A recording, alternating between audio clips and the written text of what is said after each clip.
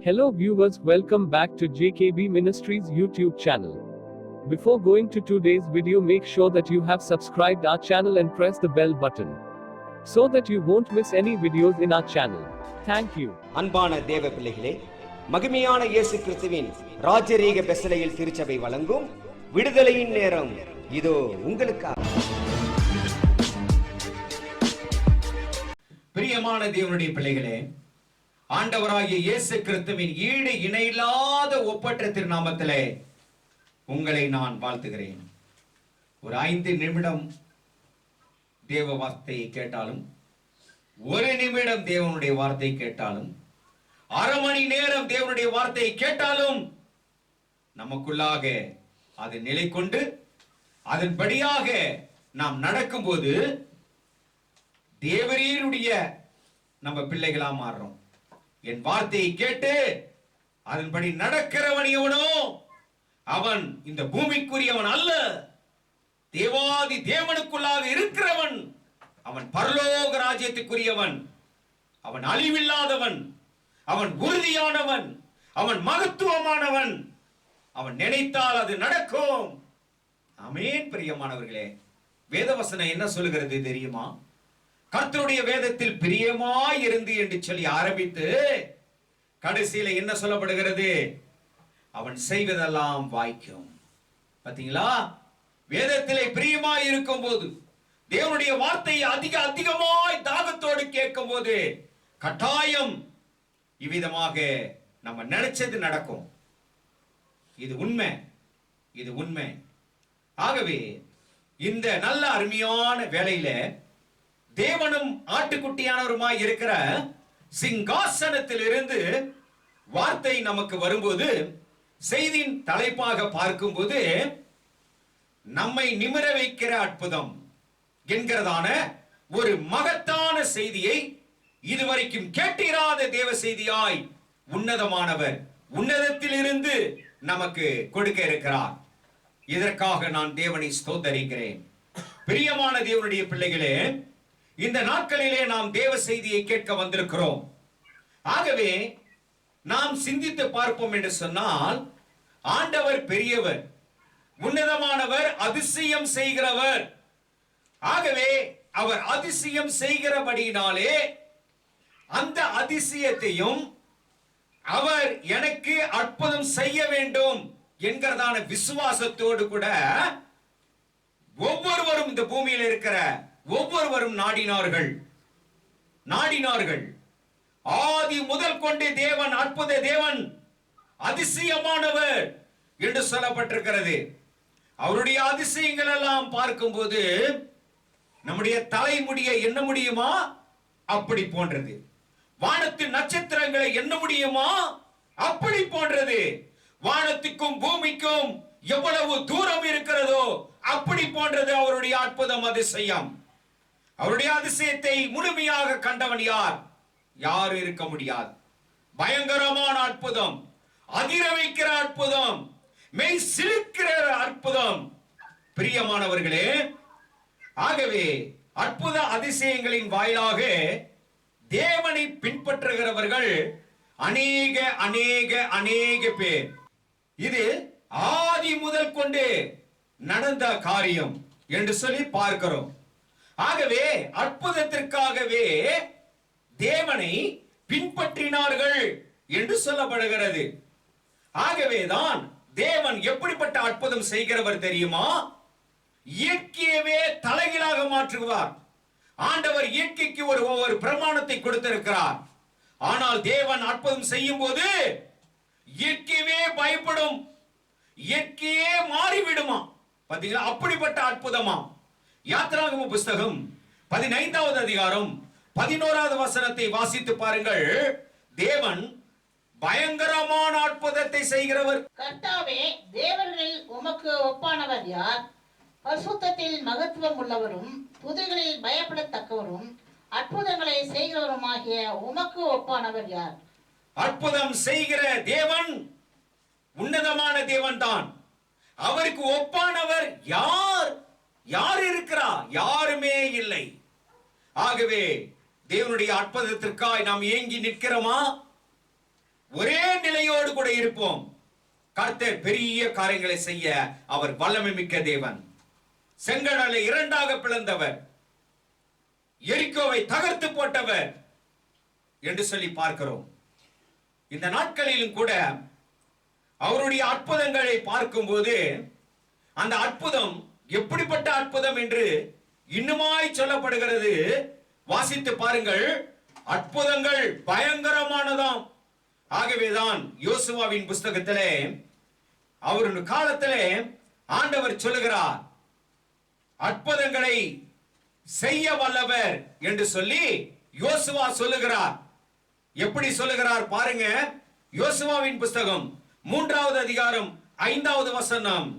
யோசுவா ஜனங்களை நோக்கி, உங்களை பரிசுத்தம் பண்ணிக் கொள்ளுங்கள், நாளைக்கு கர்த்தர் உங்கள் நடுவிலே அற்புதங்களை செய்வார் என்றான். ஆகவே அற்புதம் செய்கிறார், நாளைக்கு வாருங்கள் என்று சொல்லாமல் இந்த வார்த்தையோடு கூட ஒரு வார்த்தையை சொல்லுகிறார். நீங்கள் அற்புதத்தை காண வேண்டுமா? உன்னதமான தேவன் உங்கள் மத்தியிலே அற்புதம் செய்ய வேண்டுமா? ஒரு வேலை செய்யுங்கள், ஒரு காரியத்தை செய்யுங்கள். உங்களை நீங்களே பரிசுத்தப்படுத்திக் கொள்ளுங்கள், பரிசுத்தப்படுத்திக் கொண்டு வாருங்கள். அப்பொழுது கட்டாயம் தேவன் அற்புதம் நடக்கும். இந்த வார்த்தை பாத்தீங்கன்னா ஜனங்களும் கேட்கிறாங்க, ஆண்டவரும் கேட்கிறார். கேட்ட மாத்திரத்திலேயே ஆண்டவர் அப்படியே இறங்கிட்டாருங்க, அப்படியே இறங்கிட்டாரு. ஏன்னா தேவன் அற்புதம் செய்கிறார் என்று பார்க்கும்போது உன்னதமானவருடைய விருப்பம் என்ன என்பதை முதலாவது நாம் அறிந்திருக்க வேண்டும். அப்படி அறிந்தால் உடனுக்கு உடனாக அற்புதம் நடக்கும். யோசுவா அறிந்திருந்தார். வானத்தையும் பூமியையும் படைத்த தேவாதி தேவனை குறித்து அவர் மெய்யாகவே அறிந்திருந்தான். எப்படி? பரிசுத்தத்திலே வாசமாய் இருக்கிற தேவன். அவருக்கு பரிசுத்தம் என்றால் பிடிக்கும். ஆகவேதான் நீங்கள் பரிசுத்தப்படுத்தி வாருங்கள். இப்பொழுது தேவன் பரிசுத்தராய் இருக்கிறார். அவர் கடந்து வந்து ஆசீர்வதித்து பெரிய அற்புதத்தை செய்வார் என்கிறதான ஒரு காரியம். அதை வேண்டுமானால் வாசித்து பாருங்கள். பாருங்க, இதை சொன்ன உடனே ஆண்டவரே இறங்கி வந்து வாக்கு கொடுக்கிறார். பாருங்க, அருமையான ஒரு வாக்கு, அற்புதமான ஒரு வாக்கு கொடுக்கிறார். பாருங்க, யோசுவாவின் புஸ்தகம் 3வது அதிகாரம் 7வது வசனம். கர்த்தர் யோசுவாவை நோக்கி, நான் மோசையோடு இருந்தது போல உன்னோடும் இருக்கிறேன் என்பதை இஸ்ரவேல் எல்லாரும் அறியும்படிக்கு இன்று அவர் கண்களுக்கு முன்பாக உன்னை மேன்மைப்படுத்துவேன். உன்னை மேன்மைப்படுத்துவேன். எவ்வளவு அருமையான காரியம்! உன்னை மேன்மைப்படுத்துவேன். ஆண்டவரே இறங்கி வந்துட்டார். இந்த வார்த்தையை சொன்ன உடனே பாத்தீங்களா, நான் மோசையோடு கூட இருந்தது போல உன்னோடு கூட இருப்பேன். அப்படின்னா என்ன அர்த்தம்? மோசையோடு கூட கர்த்தர் இருந்தார் என்பதற்கு அடையாளம் என்ன தெரியுமா? 10 கட்டளை. அந்த 10 கட்டளையை குறித்து பவுலாகிய அப்போஸ்தலன் சொல்லும் போதும் தேவனுடைய நியாயப்பிரமாணம் கட்டளைகள் எல்லாம் நீதியும் நன்மையும் பரிசுத்தமுமாய் இருக்கிறதே என்றும் எழுதி வைத்திருக்கிறார். ஆகவே ஆண்டவர் தமது சித்தத்தை அறிவித்து அவர் பரிசுத்தராய் இருக்கிறது போல நீங்களும் பரிசுத்தராய் இருங்கள் என்று சொன்ன மாத்திரத்திலேயே அந்த பரிசுத்தத்தை பார்த்து நம்மிடத்திலே இருக்கிறதான குறைகள், என்ன குறைகள் இருந்தாலும் சரி, அவைகளெல்லாம் நிறைவாக்க உன்னதமான தேவனாய் இருக்கிறார். ஆகவேதான் அழகான சங்கீத பகுதியிலே ஒரு வசனம் சொல்லப்படுகிறது. பாருங்கள், சிங்க குட்டிகள் பட்டினி அடைந்து தாழ்ச்சியாய் இருக்கும், கர்த்தரை தேடுகிறவர்களுக்கோ எந்த குறையும் ஏற்படாது. வாழ்க்கையிலே குறைவு இருக்கிறதா? நம்முடைய சரீரத்திலே குறை இருக்கிறதா? நம்முடைய சபையிலே குறை இருக்கிறதா? இருந்து நம் ஆண்டவரை நோக்கி எனக்கு அற்புதம் வேணும், இந்த குறைகள் நீங்க வேண்டும் சொல்லி காத்திருக்கிறோமா? முதலாவது நாம் பரிசுத்தம் அடைய வேண்டும்.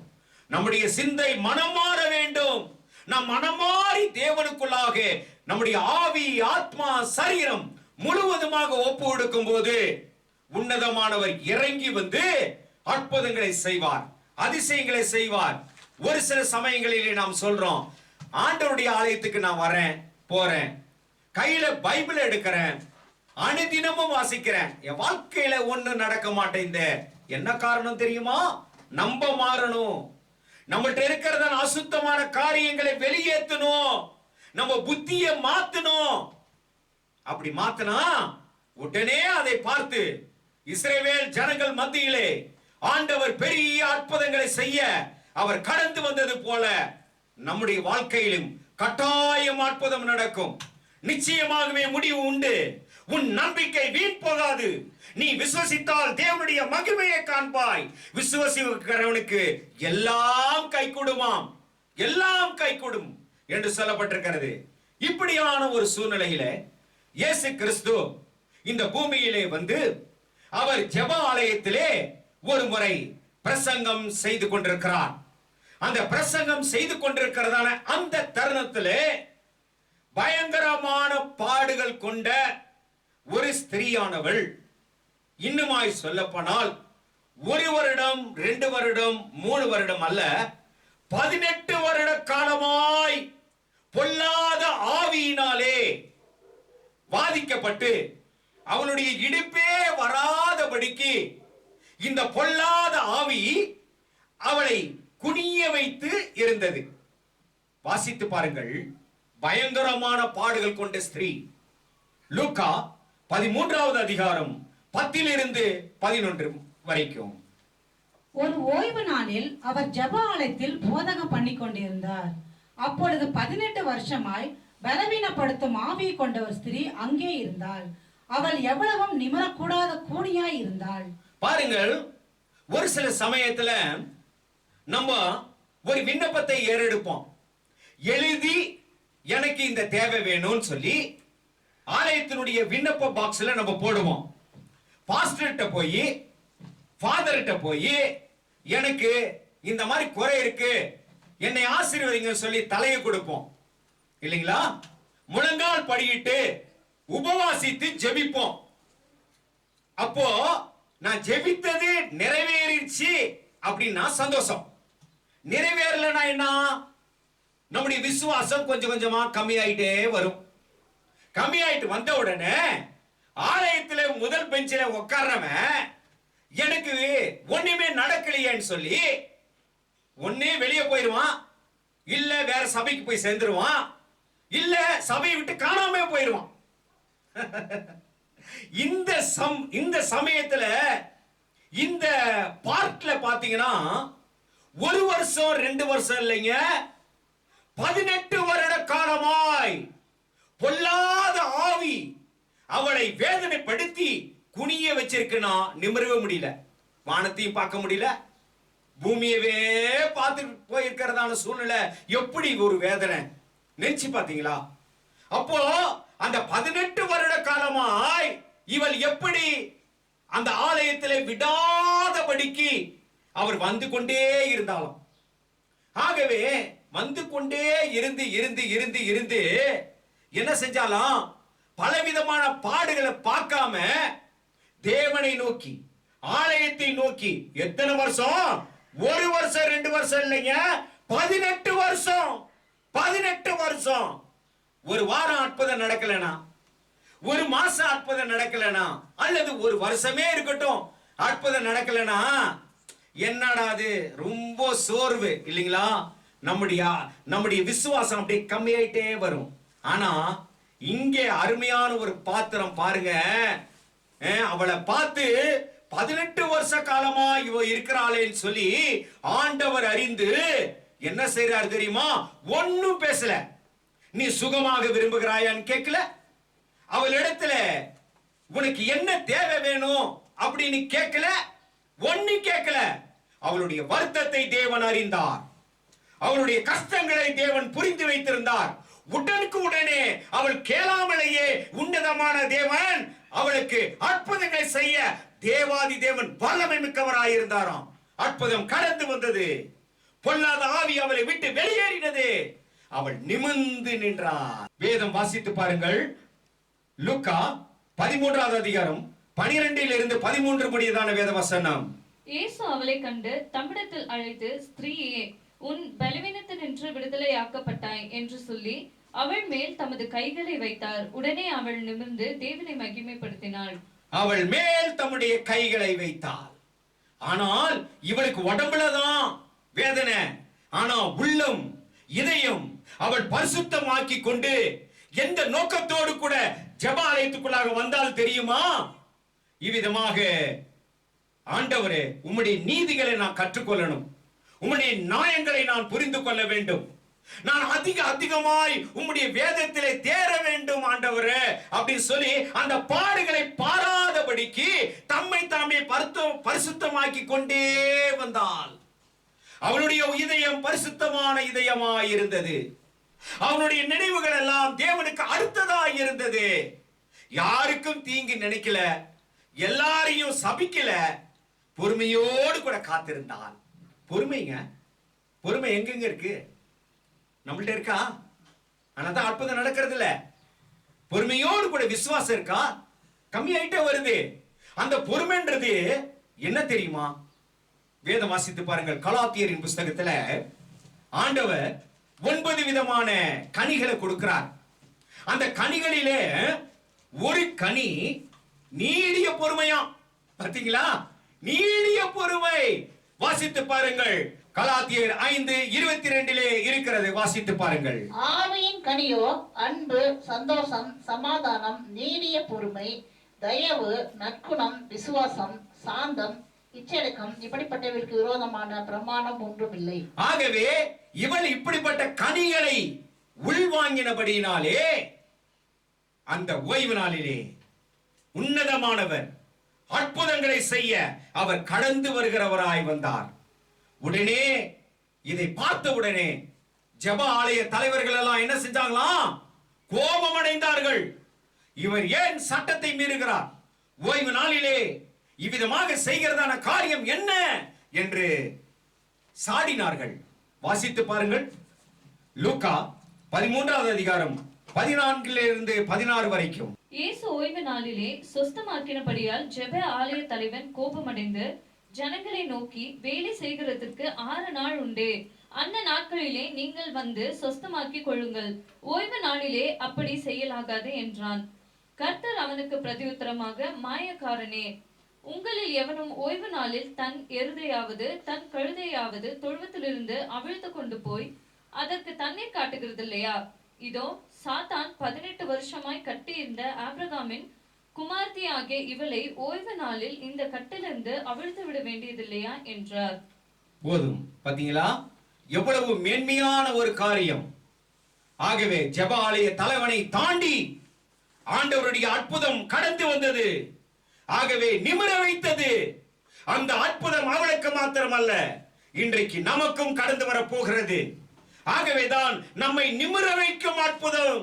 அந்த நம்மை நிமிர வைக்கும் அற்புதம் என்றால் அந்த கூனியானவள் என்னென்ன காரியங்கள் இருந்துச்சோ அவள்கிட்ட, அதே மாதிரி நம்மள்ட்ட இருந்துச்சுன்னா நம்முடைய கூன் நிமிரும்.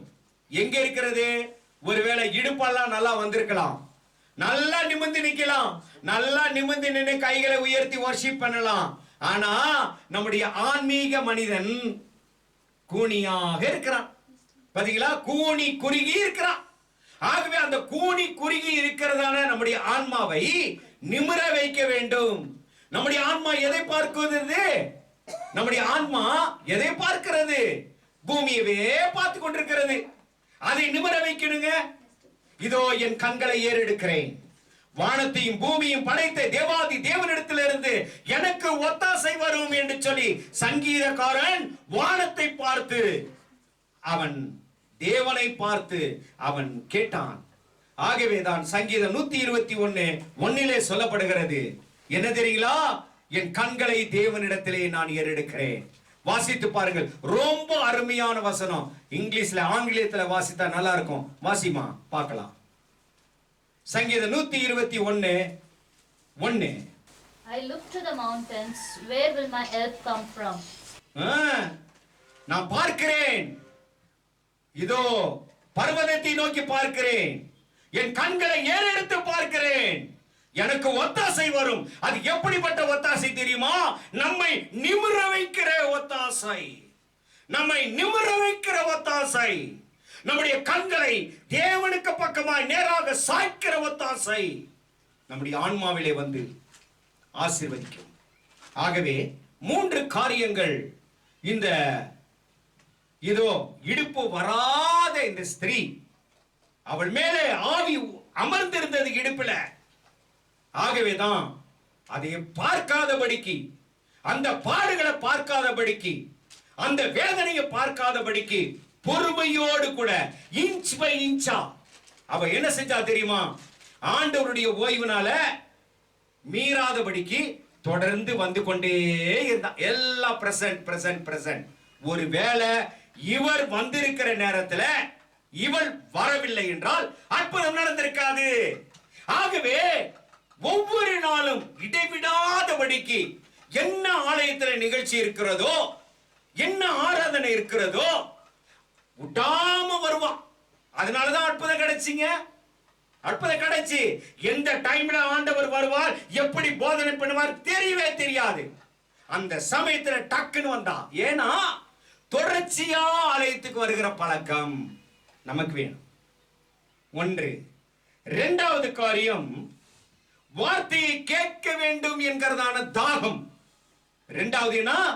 வார்த்தையை அதிகமாய் கேட்க வேண்டும் என்கிறதான வாஞ்சை. மான்கள் நீரோடையை வாஞ்சித்து கதறுகிறது போல, என் தேவனே உம்முடைய வார்த்தைக்காக நான் கதறுகிறேன். ஆகவே அந்த கதறுதல் நம்முடைய இதயத்திலே இருக்கணும். அந்த கூனியானவள் கதறினாள், தேவனுடைய வார்த்தையை கேட்க வரேன். எல்லாரும் அந்த ஆலயத்தின் முற்புறத்துல எல்லாம் சொல்லுவாங்க, சபிச்சிருப்பாங்க. ஏயா, ஏமா உனக்கு ஏன் இந்த வேதனை? உனக்கு ஒருவேளை சாபம் இருக்குமா?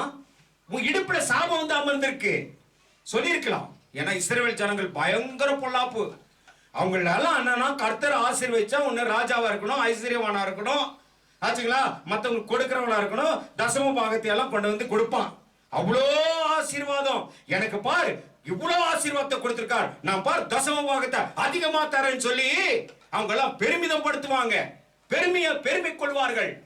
அப்படிப்பட்ட இடத்துல இவள் கூனியாய் குனிந்து குனிந்து குனிந்து தட்டு தடுமாறி வரும்போது, பார்ப்பா இந்த பொம்பளை சாபம், இவள் மேல சாபம் இருக்கியா, இவன் மேல சாபம் இருக்கு, தள்ளி உட்காருங்க அப்படின்னு கூட சொல்லியிருக்கலாம். பக்கத்துல கூட போக மாட்டாங்க. ஆனா அதெல்லாம் கேட்டுட்டு சகிப்பு தன்மையோடு கூட எதுக்காக வந்தால் தெரியுமா? தேவனுடைய வசனத்தை கேட்க கேட்க கேட்க என் இதயம் பக்குவப்படுகிறது. என் இதயம் பக்குவப்பட பட என் உள்ளம் ஆயத்தப்படுகிறது. என் உள்ளம் ஆயத்தப்பட பட என் பாத்திரம் முழுவதுமாக, என் இதய பாத்திரம் முழுவதுமாக தேவனுக்காய் பரிசுத்தமான ஒரு சூழ்நிலை உருவாகி கொண்டிருக்கிறது என்கிறதான எண்ணத்தோடு கூட, அந்த ஆதங்கத்தோடு கூட எல்லா ஜனங்களும் பேசுகிற வார்த்தை, வேத பாரகரன் பரிசையன் எல்லாம் எதை திட்டினாலும் என்ன சபிச்சாலும் அதெல்லாம் சகித்து கொண்டு ஆலயத்தை வர்றது மட்டும் தடுக்காமல் இதோ இதோ தட்டு தடுமாறி கூட அவள் வந்தாள். எப்படி பாத்தீங்களா? யார் தடுக்க முடியல, அவ பாட்டுக்கு வந்துகிட்டே இருந்தான். பாடுகளை பார்த்து வீட்டுல இருக்கல, நம்ம என்ன செய்வோம்? ஐயோ வயிற்று வலிப்பா, இன்னைக்கு ஆலயத்துக்கு வர முடியாது. ஐயோ கை கால் வலிப்பா, இன்னைக்கு ஆலயத்துக்கு வர முடியாது. ஐயோ தலைவலி ஆயிடுச்சு, இன்னைக்கு ஆலயத்துக்கு வர முடியாது. ஐயோ வேலைதாசி ஆயிடுச்சு, ஆலயத்துக்கு வர முடியாது. சாக்கு போக்கு எப்படி வருது? அற்புதம் எங்க நடக்கும்? அதிசயம் எங்க நடக்கும்? நம்மை பார்க்கிறோம். இந்த வேதத்தில் இடம் பிடித்ததான இந்த கூனியை பார்க்கிறோம். நான் அவளுடைய விசுவாசத்தை பார்க்கிறோம், நம்முடைய விசுவாசத்தை பார்க்கிறோம். அவளுடைய விசுவாசத்தை போல நம்முடைய விசுவாசம் இருக்குமே என்று சொன்னால் கட்டாயம் தேவன் அற்புதம் செய்வார், அதிசயம் செய்வார். ஆகவே நோய்களை பார்த்து ஆலயத்திற்கு போகக்கூடாதபடிக்கு இந்த நோய் தடுத்து நிறுத்தினது. ஆனால் அது எல்லாம் அந்த பாடுகளை பார்க்காம ஆலயத்துக்குள் நாடுவேன் தாவீது சொன்னார். அவருடைய ஆலய பிரகாரங்களிலே ஒரு நாள் இருப்பது 1000 நாட்களுக்கு மேலானது. எத்தனை வசனம்! ஆலயத்தையே நான் நாடுவேன், நான் நோக்குவேன் அப்படின்னு சொன்னார் இல்லைங்களா? அதனால இந்த குனி கஷ்டப்பட்டாலும் வேதனைப்பட்டாலும் அவமானப்பட்டாலும் அந்த ஆலயத்தின் வாசலுக்குள் அவள் கடந்து வந்தாள். அதே போல நாமும் நம்முடைய இதயமாகிய வாசலை ஆண்டவருக்காக திறந்து கொடுத்து, உன்னதமான தேவன் அந்த ஆலயத்துக்குள் அவர் வந்த உடனே இதோ என்ன நிலைமை இருக்கிறதுன்னு பார்த்து அந்த கூனியை நிமிர வைத்தாள் அல்லவா? ஆகவே நம்முடைய இதயமாகிய ஆலயத்தை நம்ம திறந்து கொடுத்தோம்னா அங்கே கடந்து வந்து ஆண்டவர் கடந்து வந்து நமக்குள்ளாக இருக்கிறதான ஆத்துமா கூனி குறுகி நிற்கிறது. பல வகையில நம்முடைய சரீரத்திலும் கூட வளர்ச்சி ஏற்படாதபடிக்கு கூனியாக தான் இருக்கிறோம், குனிந்து தான் இருக்கிறோம். அந்த காரியத்தை நிமிர வைப்பார் தேவன். ஆகவே நம்முடைய நடைகளை தள்ளாட விட்டார், உன் காலை தள்ளாட விட்டார். உன்னை காக்கிறவர் உறங்கார், இஸ்ரவேலை காக்கிறவர் உறங்குவதும் இல்லை தூங்குவதும் இல்லை. கர்த்தர் சீயோனில் இருந்து உன்னை ஆசீர்வதிப்பார், எருசலேமின் சமாதானத்தை காண்பாய் என்கிறதான ஆசீர்வாதம் நமக்கு உண்டாயிருக்கும். இந்த ஆசீர்வாதத்திற்காக தகுதியான பாத்திரங்களாய் நாம் மாறுவோம். அற்புதங்கள் அதிசயங்கள் நம்மை தேடி வரும். இதற்காக உங்களை ஆசீர்வதித்து உங்களை பலப்படுத்துவாராக. எல்லா பலவீனங்களில் இருந்தும் உங்களை பலப்படுத்தி உங்களை காப்பாராக. ஆமென்.